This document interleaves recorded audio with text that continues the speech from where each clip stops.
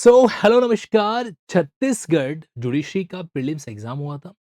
Finally उसका result आ गया और साथ ही साथ में एक लेटेस्ट अनाउंसमेंट जो आज आ रखा है। अब लेटेस्ट अनाउंसमेंट ये है कि छत्तीसगढ़ के बिलासपुर और रायपुर इन दोनों जिलों में 21 दिसंबर 2025 यानी कि संडे को आपके सुबह 10 बजे आपका मेंस एग्जाम का पेपर होगा। मैं आप लोगों को बताना चाहता हूं कि छत्तीसगढ़ जुडिशरी भारत का एकमात्र ऐसा एग्जाम है जिसके अंदर मेंस एग्जाम एक सिंगल पेपर के अंदर कंप्लीट हो जाता है। मतलब 3 घंटे का एक पेपर। ऐसा नहीं है कि जैसे राजस्थान जुडिशरी जहां पे मेंस के 4 पेपर होते हो या बिहार जुडिशरी जहां पर मेंस के 6-7 पेपर होते हो, वैसा सिस्टम नहीं है। एक सिंगल पेपर होगा। लेकिन ये जो एक सिंगल पेपर है वो आपके civil judgment analysis, criminal judgment analysis, Hindi to English translation और इंग्लिश टू हिंदी ट्रांसलेशन, इन 4 महत्वपूर्ण मुद्दों को क्या करता है, कवरेज जो करता है। और अब आपके पास समय यानी कि आज की तारीख से हम टाइम काउंट करें तो आपके पास 50 दिन का टाइम पीरियड है। Okay, 50 days. जिन जिन कैंडिडेट्स का मामला मेंस के लिए क्वालिफाई हो रखा है, ध्यान से सुनना, अगले 2 मिनट में आपको जो बातें बता रहा हूं। सिविल जजमेंट कहने को तो सिर्फ जजमेंट राइटिंग के नाम से जाना जाता है, बट बेसिकली इसमें आपके Indian contract act, transfer property act, specific relief act और साथ ही साथ में लिमिटेशन एक्ट। इतना ही नहीं, अगर मान लीजिए कोई आपसे लोकल लॉ जैसे रेंट टेनेंट को इविक्शन का सूट का मामला हो गया, रेंट रिकवरी का मामला हो गया, तो फिर वहां पे जो कुछ लोकल लॉज है उनका भी क्या होता है, एप्लीकेशन है जो होता है सिविल के केसेस के अंदर। और साथ ही साथ में जजमेंट का कंटेंट है जो क्या होना चाहिए, जजमेंट का फॉर्मेट क्या होना चाहिए, कहां से मामला शुरू होना चाहिए, हमें पॉइंट ऑफ डिटर्मिनेशन किस तरह से डिसाइड करना है, इश्यू फ्रेमिंग कैसे होनी चाहिए। ये सारे क्रूशियल पार्ट है जो होते हैं सिविल जजमेंट राइटिंग के। उसी तरीके से अगर आप क्रिमिनल में जाते हो तो भारतीय न्याय संहिता की खासकर जो ऑफेंस अगेंस्ट बॉडी है, ऑफेंस अगेंस्ट प्रॉपर्टी है, क्रिमिनल इंटिमिडेशन वाले अपराध हैं, इन सभी की आपको थोड़ी मोटा मोटी जानकारी होनी चाहिए। सामान्यतः क्रिमिनल जजमेंट में कभी भी आपसे पब्लिक ऑफेंसेस के बारे में बात नहीं होती है, लेकिन फिर भी ये जो प्राइवेट ऑफेंसेस है, जैसा मैंने आपको बताया, बॉडी हो गया, रेपुटेशन हो गया, क्रिमिनल इंटिमिडेशन हो गया, ये अपराध अक्सर आपके क्रिमिनल जजमेंट में आपसे पूछे जाते हैं।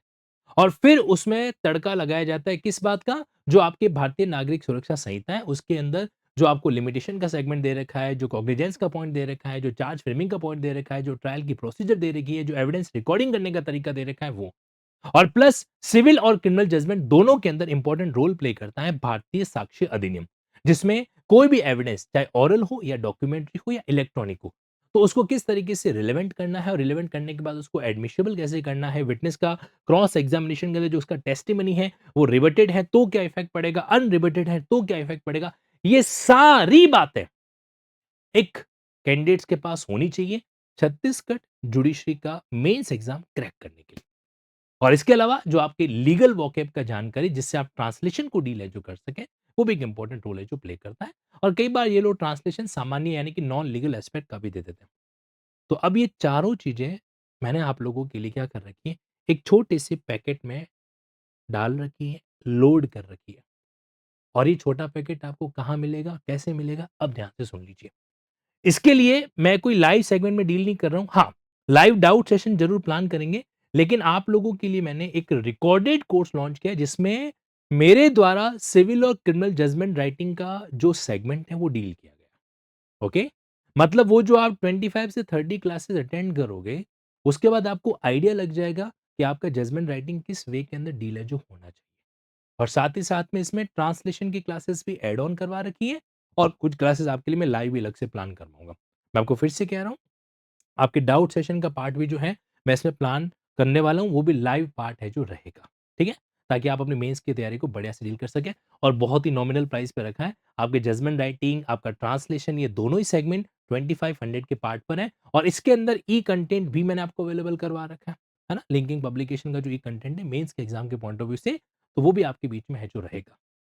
इतना ही आपसे कहना चाहता हूँ, लग जाइए तैयारी के अंदर पूरा एफर्ट लगा के। ये टाइम जो है ना वापस नहीं आने वाला। आप लोगों ने प्रीलिम्स निकाल दिया मतलब आपका आधे से ज़्यादा कॉम्पिटिशन कट हो चुका है।